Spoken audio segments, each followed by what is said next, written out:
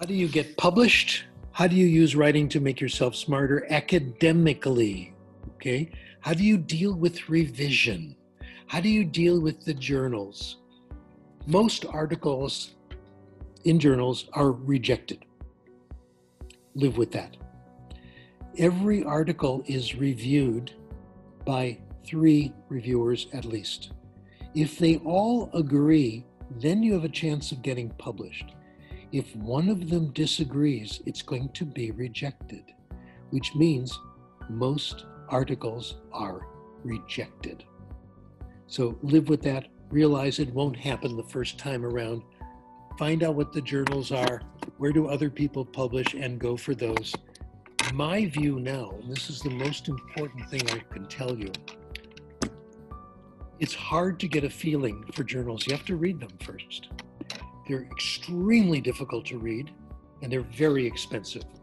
I'm involved in a revolution against the journals, very serious. I've declared war against all the academic publishers.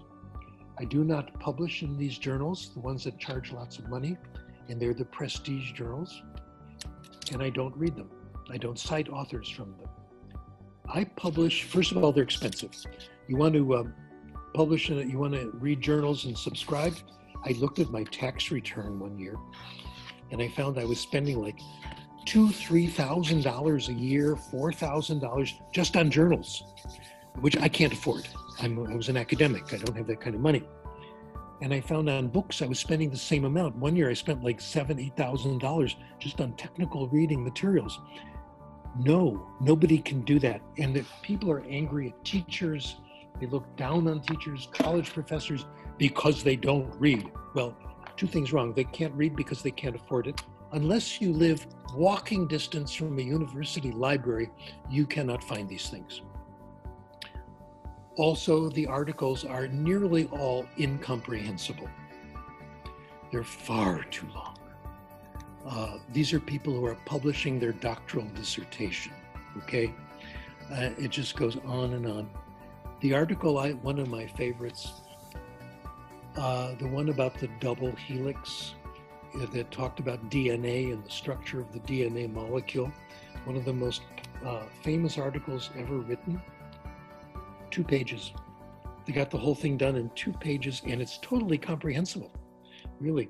So what I've told authors, my advice is, don't write a long introduction. If you need a long introduction, you shouldn't be reading the article. Don't need a long conclusion where you tell people what they should do with their research. They know what to do. You don't have to tell them that. Get the table down. Get it right.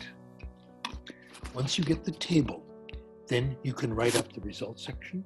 You can write up the procedure section. It'll be easy. Then you can write the introduction, which usually you should do last, and the commentary. Then it's easy. So there is a formula in the paper I wrote, which I will make available when I talk next time, and keep it short.